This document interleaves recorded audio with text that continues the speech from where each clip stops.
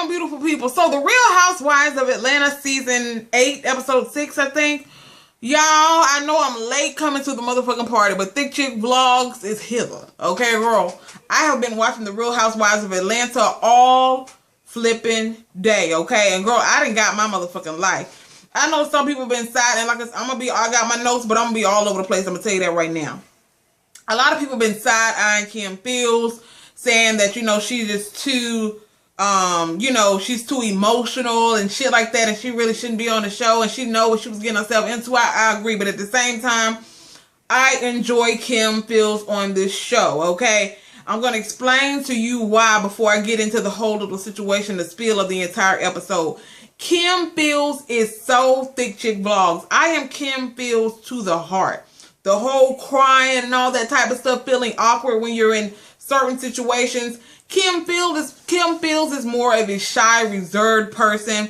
And of course, you got these wild girls. You got Portia, you got King, you got Phaedra, and all these, you know, they up there shaking their ass with the, you know, the super duper thotty bathing suits and all this type of shit on. They just really, you know, lively, upbeat people. And you got Kim Fields, who is kind of like the more quiet and reserved person in the group, okay? The newcomer to the group. So of course, she, by her being a married woman and having children, you know, she feels totally out of her element, you know, because, you know, she kind of befriended Phaedra, and Phaedra was, you know, they had a little play date with the kids, and Phaedra was asking her, you know, what types of things do you enjoy? What gets you, you know, make you get up in the morning and be like, I can't wait to do this? And of course she was like, cooking dinner, going on a carpool day. I mean, she's so mean. Number one, not having a life, and your life being centered around your family, okay? And of course, Phaedra is like,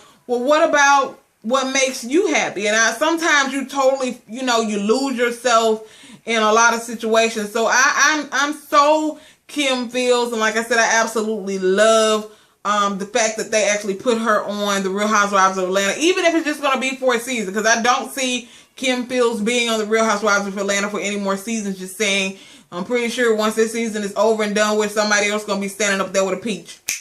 And before I get into the episode, girl, I do want to say that Wendell Williams, of course, Wendell had to throw shade. This was a while back, but since I'm talking about it now, I can bring it up.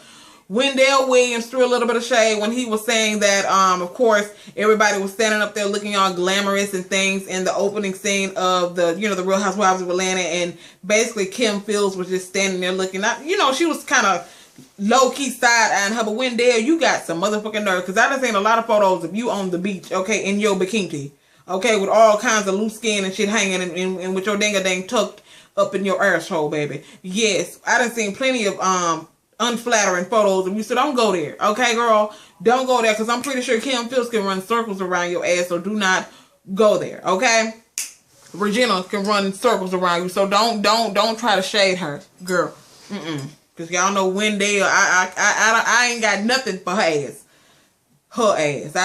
Did I really say his ass? Just says him. Now let's move on. First, before I get into this, I do want to speak on the fight for a quick second, okay? Between Portia, or if you want to call it a fight, between Portia and Cynthia. Cynthia, of course, is going through her whole little thing with Peter, by Peter being down there in North Carolina, South Carolina, wherever hell he at, with the little business situation that they got going on. He got an apartment down there. I guess she figured he's doing God knows what. So, of course, she is in her feelings. You know, they having a little marital situations. And, you know, like he said, you know, we was broke. We decided what the hell is going on with this for him. We was broke. We decided to open up these businesses and things. And she was like, yeah. She was like, yeah, we was broke, but we was more happier. We was in love and all this type of stuff. She was like, I don't feel like I'm in love with you anymore. And of course, he going crying and all this shit, saying, when did you fall out of love with me, etc., etc. So I honestly and truly think that, of course, Cynthia had a whole lot of shit going on her mind. So all that pent up frustration, she was just looking for somebody to take it out on, because girl, they was on the boat calling each other bitches all day, okay? The whole fucking day, every 2 seconds, bitch. So when Portia said, when she said she was gonna go talk to Kenya, and Portia was like, whatever, bitch. Girl, they had been saying, even if you think Portia said it to you in a negative way, girl, y'all have been calling each other bitches all freaking day long. So I think Cynthia really just wanted somebody to lash out at. Just saying. So I give Cynthia the side on that situation, but I am happy that they did make up, kissed and made up and all that good shit. But I honestly and truly think that Cynthia tried that shit, okay? But Portia, Portia's a little high one, girl. That dude had to literally lay on her motherfucking ass. So shout out to Portia. Portia a little thug missus, ain't she? Just says. But anyway, let's move on swiftly, motherfucking professionally, girl, okay?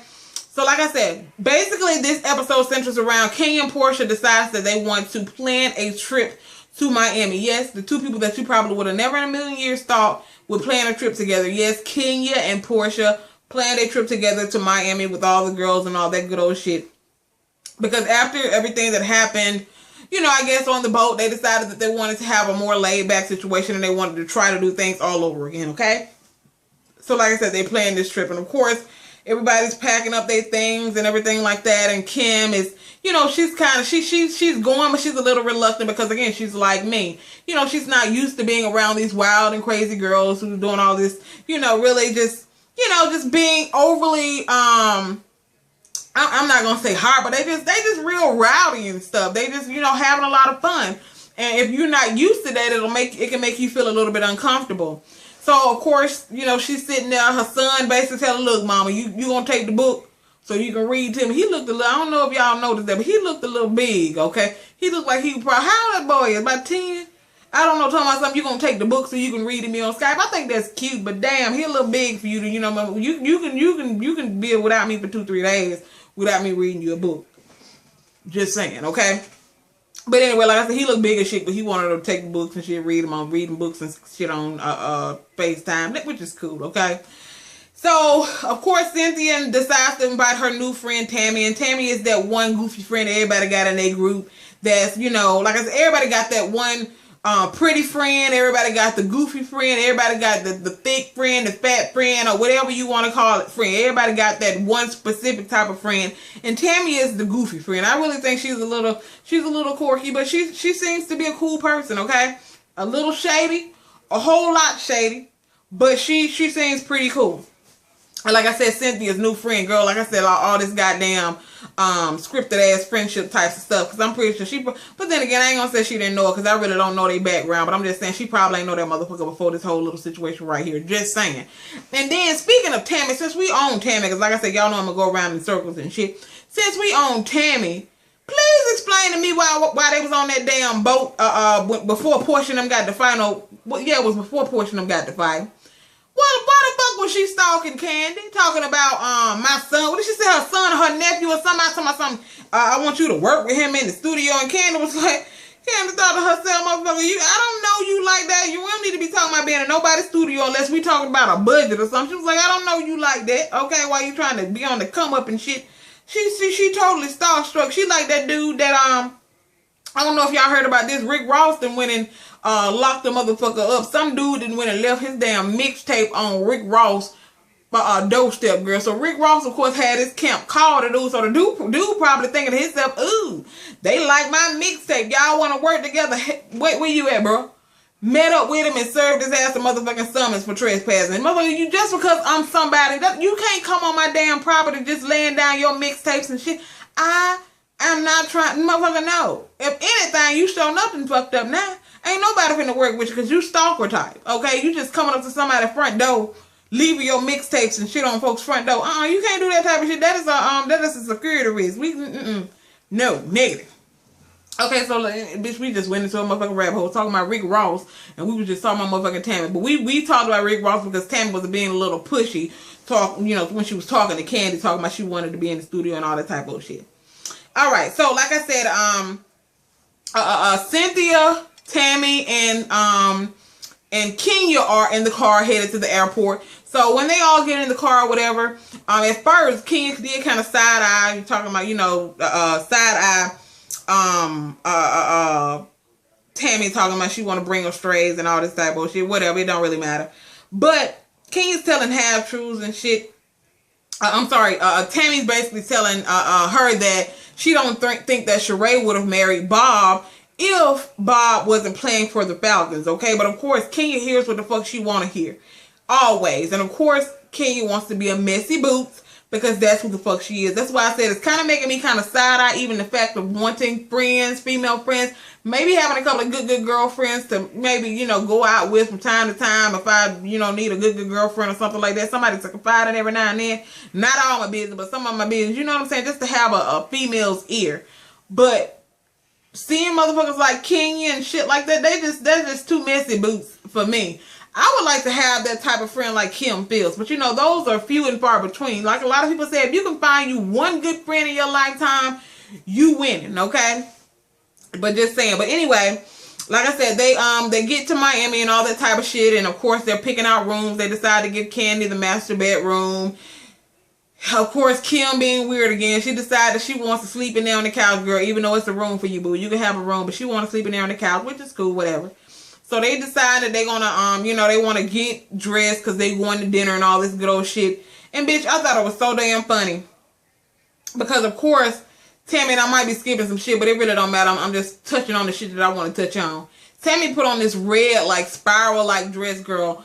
She was looking cute. She reminded me of, what did somebody call a Thor or some shit? I think she looks real cute with her braids. A lot of people can't rock that, but I think she looks cute with it.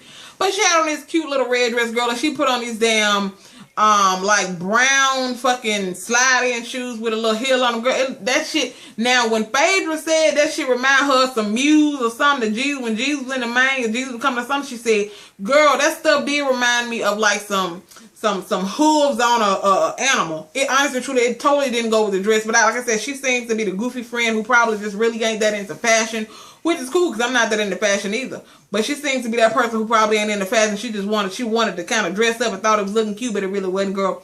But I'm just saying. But like I said, she's cute though. But anyway, like I said, she's doing all that. And they get to the dinner, okay? They get to the dinner, and of course, Sheree decides that she wants to, you know, they're having a conversation and things like that. And of course, Sheree decides that she wants to basically tell Tammy that I didn't know that, you know, there was a problem with us. If anybody should have a problem with anybody, I should have the problem with you. And of course, Tammy kind of sitting there looking like, what the fuck is going on?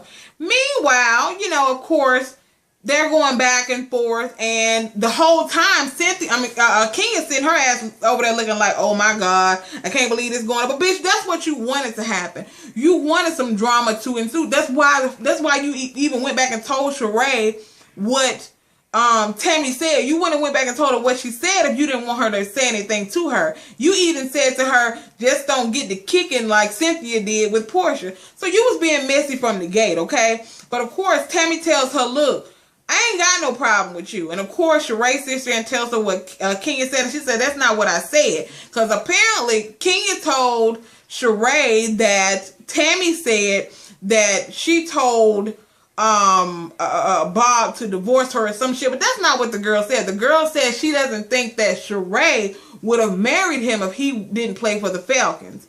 And all that good old shit. But like I said, of course, Kenya twisted it, you know, oh, what a tangle well we. She twisted this shit up like no other, okay? And of course, you know, Sheree said, well, I really don't appreciate you saying how, you know, he takes care of his kids and all that stuff when he don't. She said, unless you finna show me some council receipts, etc., etc. And then she goes on to ask Tammy if she, you know, was having sex with Bob, but she was like, absolutely not. And of course, Sheree said, well, that ain't what he told me. Apparently, Bob told her he was fucking Tammy, which that's kind of weird. You got some women, which is crazy. You got some women who will sit there and lie and say, you know, well, then again, no. You got a lot of men who lie on their dick too.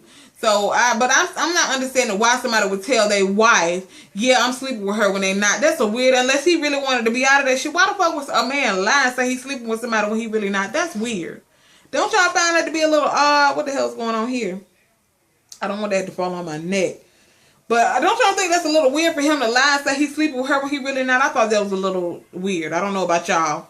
But, of course, Tammy then proceeds to tell her, look, that man ain't none of my damn type. Because if you guys seen Tammy's husband, Tammy like the white guys, okay? She likes the Caucasians, okay? So, of course, she ain't really into no Bob, big black bird leg ass. So, I'm pretty sure she probably ain't telling no lie about having sexual relations. But then again, motherfucker, you got a lot of chicks that'll sit there and lie too. Who knows, okay? So they basically squash that beef and all that type of shit. Tammy tells her I ain't got no beef with you. And, you know, all that type of shit. And, of course, Portia proceeds to say, well, who told you this? And then Sheree says, well, Kenya told me this. And she was like, well, that's not exactly what I told you. I told you such and such, such and such, and of course Kim steps in, being the voice of reason, and she was like, "Well, Kenya, were you being informative or were you being an instigator?" Basically, were you going back to Sheree telling her what the fuck Tammy said to be informative, or were you trying to instigate a situation? And she was trying to instigate a situation. So I thought that was kind of low key fucked up right there. Okay.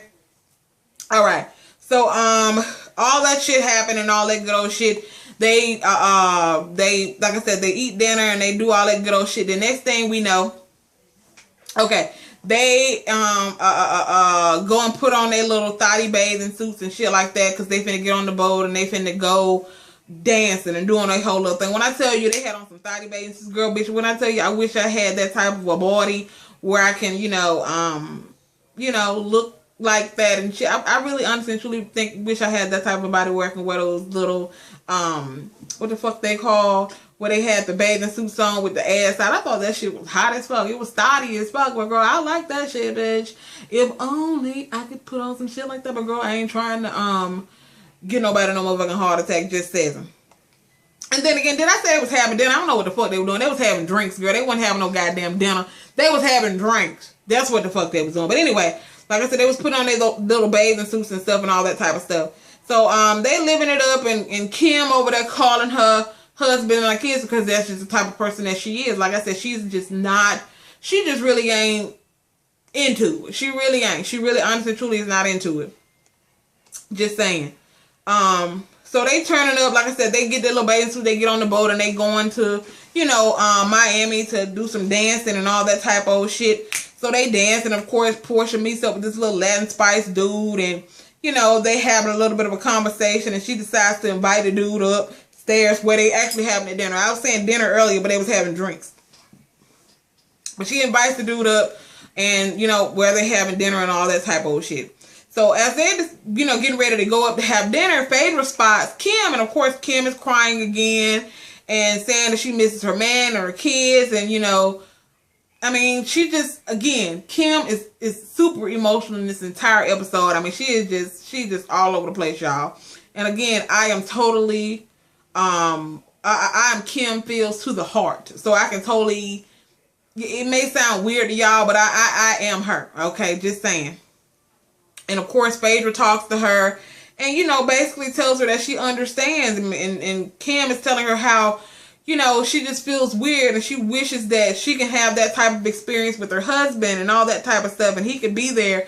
And, I guess she's just really into her dude, but at the same time, I'm going to tell y'all the truth. I don't think nobody should be that into a person. Don't get me wrong. Everybody wants that type of love. Everybody wants to be so in love with a person to where you just can't be out of their sight.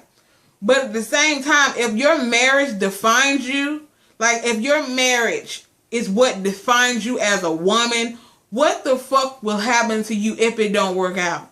So I honestly and truly think that this is good for Kim to be around other people and to get out and enjoy and, have her husband watch the kids for a while to where she can just be around other people. Because again, like me, her husband was like, you ain't got no friends, okay? So I think it's bad to have your entire life centered around a person to where that's the only people that you want to be around.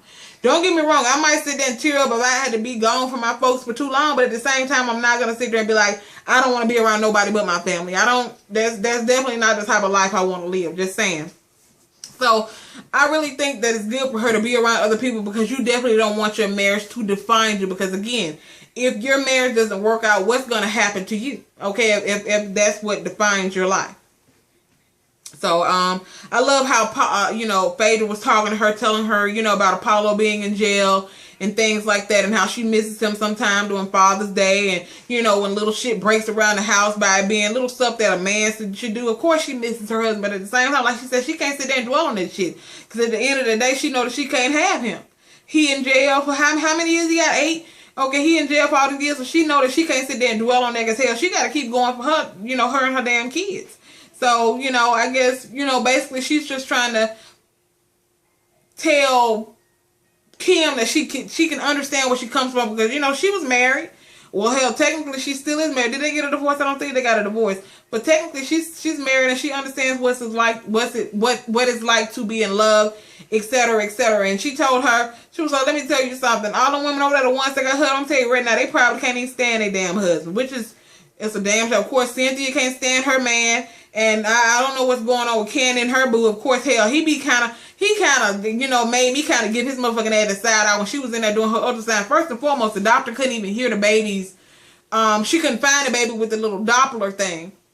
And then she was like, I'm gonna go do ultrasounds. And my thing is this. If the baby is checking me with the Doppler, I mean, the doctor's checking me with the Doppler, and she can't hear nothing, and she's saying, oh, where you went? And you gonna say this, how much you need to go take this phone call, motherfucker, you don't even know what the fuck going on. If I had a miscarriage or what, for you to carry your little peanut head ass out that damn door, tell me you gonna take a phone call? Could that not have waited until that woman's appointment was over? So Todd be making me give his ass a side out a little bit as well. I don't know, girl.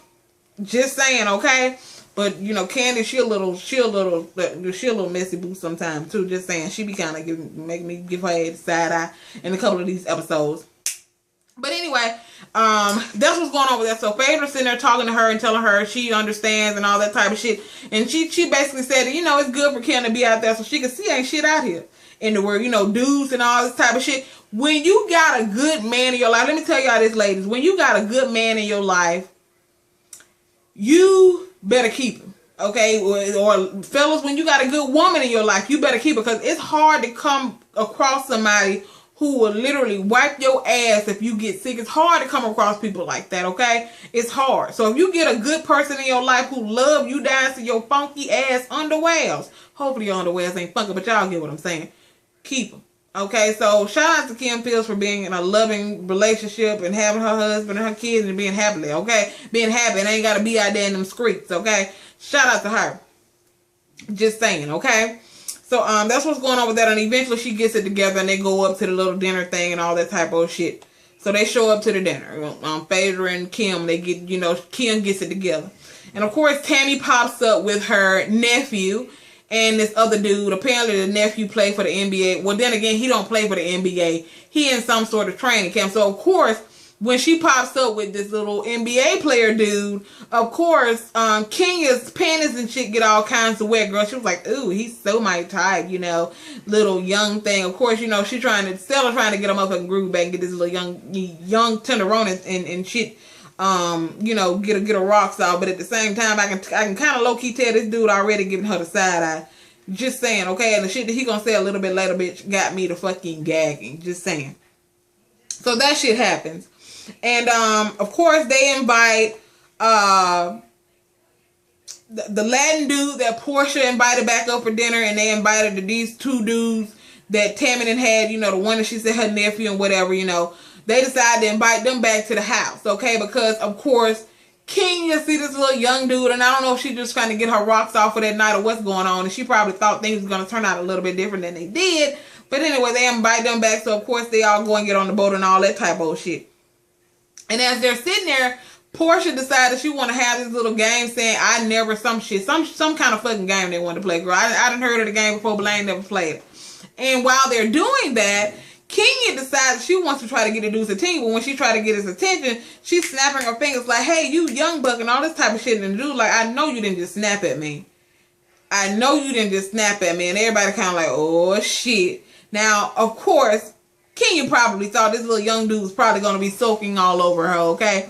And she probably didn't think he was going to be like, I know you didn't just snap at me. And she was like, I was just trying to get your attention. He was like, well, you're going to have to do a better job than that at getting my attention rather than snapping your fingers, telling me, hey, you young buck. I mean, he was literally giving her the fucking side. I can kind of tell he was kind of swooning over Portia a little bit. I don't know if y'all noticed that, but he was kind of swooning over Portia a little bit, and he wasn't really paying Kenya ass no motherfucking attention, just saying. But I could tell when he told her that, Kenya used to having her way, so she was kind of looking like, oh, I'm finna throw this motherfucker off my boat too. And by him being in the training camp, I can probably already tell he probably gonna be one of them ones that, you know, when you got the groupie chicks all over him, he probably gonna be looking at him like, or probably treating him like shit. Like, go fix me some motherfucker. Go goddamn pick the goddamn seeds out my grape. Peel my motherfucking grapes. He gonna be one of them. I can tell, okay? If he ever do get to the point where he join a motherfucking team, I can tell he gonna be one of them kind that tell folks to peel his goddamn grapes, okay? Just says him.